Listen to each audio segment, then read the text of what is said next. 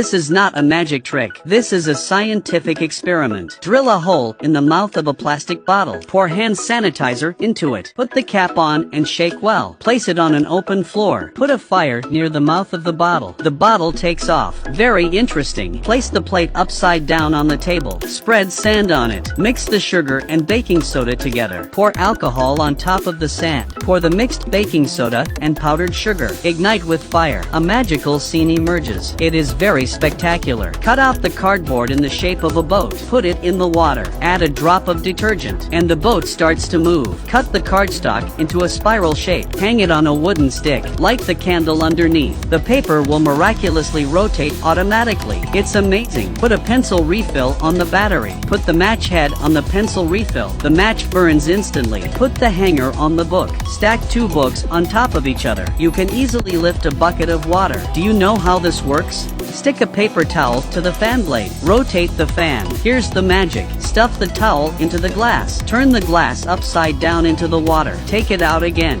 The towel does not get wet. Why is that?